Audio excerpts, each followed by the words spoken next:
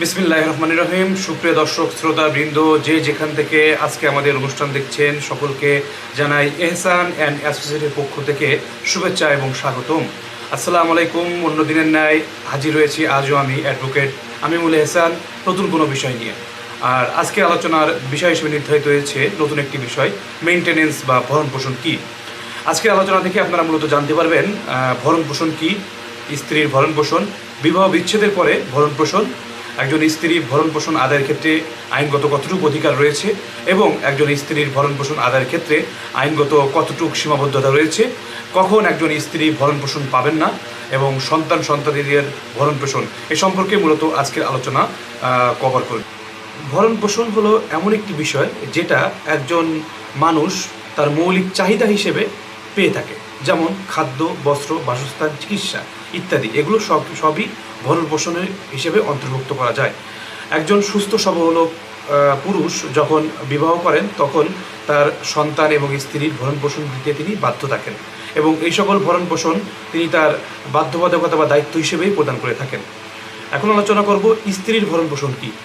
আমরা জানি মুসলিম আইন অনুযায়ী একজন পুরুষের সাথে যখন একজন মহিলার বিবাহ হয় তখন সেটা একটি দেওয়ানি চুক্তি হিসেবে ধরা হয় এবং এই বিবাহের মাধ্যমে পুরুষ ব্যক্তির উপর কিছু দায়িত্ব কর্তব্য অর্পিত হয় এবং একজন স্ত্রী তার স্বামীর কাছ থেকে অধিকার হিসেবে এই যে সকল অধিকার কর্তব্য পেয়ে থাকেন সেগুলো ভরণ পোষণে অন্তর্ভুক্ত করা যেতে পারে। ভরণ পোষণ দিতে অবশ্যই একজন স্বামী তার স্ত্রীর ভরণ পোষণ দিতে অবশ্যই বাধ্য। তিনি যতদিন তাদের সম্পর্ক বা বিবাহ বন্ধন সম্পর্কটা থাকবে ততদিন পর্যন্ত একজন স্বামী তার স্ত্রীর ভরণ পোষণ দিতে অবশ্যই বাধ্য থাকবেন। এমনকি বিবাহ বিচ্ছেদের পরেও একজন পুরুষ তার স্ত্রীর জন্য ভরণ পোষণ দিতে পারেন, তবে সেক্ষেত্রে কিছু সীমাবদ্ধতা বা নির্দিষ্ট কিছু সময়সীমা রয়েছে, সেই সময়সীমা পর্যন্ত তাকে ভরণ পোষণ প্রদান করতে হয়। এখন আমি আলোচনা করব একজন স্ত্রীর আইন অনুযায়ী ভরণ পোষণের কী ধরনের অধিকার রয়েছে। আমরা জানি একজন স্ত্রী যখন তার স্বামীর সাথে বিবাহ বন্ধনে আবদ্ধ হন এবং তার কোনো পুরুষকে স্বামী হিসেবে গ্রহণ করেন তখন তার স্বামী তার স্ত্রীকে যে সকল দাবি দাবা দায়িত্ব কর্তব্য হিসেবে তারপর অর্পিত হয় তার সমস্ত কিছুই তাকে পূরণ করতে হয় এবং এই ভরণ পোষণ দিতে তিনি অবশ্যই আইন মোতাবেক বাধ্য থাকেন এবং স্ত্রী অধিকার রূপে এই ধরনের ভরণ পোষণ পেয়ে থাকেন। তবে বিবাহ বিচ্ছেদের পরে এই ভরণ পোষণের সীমাবদ্ধতা হয়ে যায়। এখন আলোচনা করব একজন স্ত্রী যখন তার স্বামীর সাথে বিবাহ বিচ্ছেদ বা ডিভোর্স হয়ে থাকে তখন কিভাবে তিনি এই ভরণ পোষণ পেয়ে থাকে। ইসলামিক আইন অনুযায়ী বলা হয়েছে যখন কারোর ভিতরে স্বামী স্ত্রীর ভিতরে বিবাহ বিচ্ছেদ ঘটে যায় তখন স্ত্রী তার স্বামীর কাছ থেকে 90 দিন পর্যন্ত ভরণ পোষণ পেয়ে থাকেন। এখন আলোচনা করব ভরণ পোষণের ক্ষেত্রে আইন মোতাবেক একজন স্ত্রীকে কী ধরনের অধিকার প্রদান করা হয়েছে। প্রথমে আলোচনা করব 1985 সালের পারিবারিক আদালত অধ্যাদেশ আইন অনুযায়ী বলা হয়েছে এখানে একজন স্ত্রী তার স্বামীর কাছ থেকে ভরণ পোষণ আদায়ের জন্য মামলা পর্যন্ত করতে পারবেন।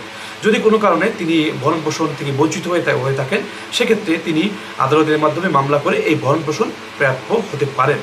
এবং 1961 সালের MFLO মুসলিম ফ্যামিলি আইন পারিবারিক আইন যেটা রয়েছে সেখানে 9 ধারায় বলা হয়েছে ভরণ পোষণ অবশ্যই একজন পুরুষকে আদায় করতে হবে এবং এই ভরণ পোষণ আদায় যদি না করে থাকেন সেক্ষেত্রে একজন স্ত্রী স্থানীয় দায়িত্ব সম্পন্ন চেয়ারম্যান থাকবেন, তাকে আবেদন করবেন এবং চেয়ারম্যান সালিসি পরিষদ গঠন করে সেই স্ত্রী লোক বা মহিলার সামাজিক স্ট্যাটাস সব কিছু বিচার বিশ্লেষণ করে একটি স্ট্যান্ডার্ড করে দেবেন কতটুকু পরিমাণ ভরণ পোষণ পেয়ে থাকেন এবং এই ভরণ পোষণের জন্য তিনি একটি সার্টিফিকেট ইস্যু করবেন এবং তার স্বামী অবশ্যই এই নির্দিষ্ট পরিমাণ ভরণ পোষণ দিতে বাধ্য থাকবেন।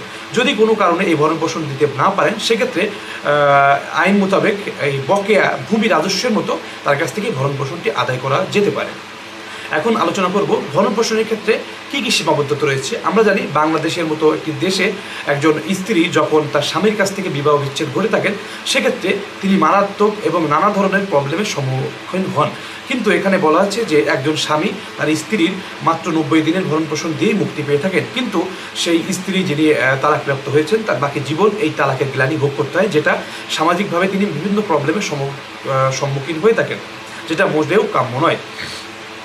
আর ভরণ পোষণের ক্ষেত্রে আমরা জানি এমন কিছু বিষয় রয়েছে যে ক্ষেত্রে বিবাহ বিচ্ছেদ যখন ঘটে একজন পুরুষের সাথে, সেক্ষেত্রে এই ভরণ পোষণ বাদে এই যে সম্পত্তি রয়েছে পুরুষের, সেই সম্পত্তির থেকে স্ত্রী বিবাহ বিচ্ছেদের মাধ্যমে আর সম্পত্তি তার কাছে যেটা মুসলিম আইন ইনহেরিটেন্স অনুযায়ী অর্পিত হয় না, সেক্ষেত্রে তিনি মারাত্মক আর্থিক ক্ষতির সম্মুখীন হয়ে থাকেন।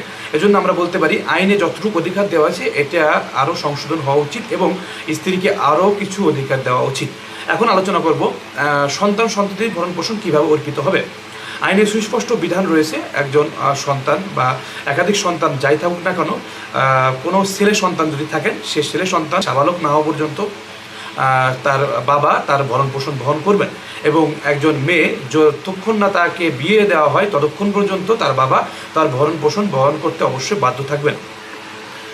এই ছিল আজকের আলোচনা থেকে আশা করি আপনারা উপকৃত হবেন। এবং ভরণ পোষণ সম্পর্কে অনেকের ভিতরে একটি ভ্রান্ত ধারণা ছিল এবং অনেকের ভিতরে এই সম্পর্কে জানার আগ্রহ ছিল, তারই প্রেক্ষিতে আজকের আলোচনাটি করা হয়েছে। আশা করি উপকৃত হবেন এবং আপনাদেরকে আগামী অনুষ্ঠান দেখার জন্য সকলকে আন্তরিকভাবে অনুরোধ করছি এবং আমাদের পাশে থাকবেন। এবং আমাদের কাছে কোনো কিছু জানার বা কোনো কিছু জিজ্ঞাসা করার থাকলে আমাদের ডিসক্রিপশন বক্সে আমাদের ইমেল আইডি, ফোন নাম্বার দেওয়া থাকবে, আপনারা যোগাযোগ করতে পারেন। এবং আমাদের ভিডিও যদি আপনাদের ভালো লেগে থাকে তাহলে আমাদের ভিডিওকে লাইক করবেন, কমেন্ট করবেন, সাবস্ক্রিপশন করবেন। ধন্যবাদ।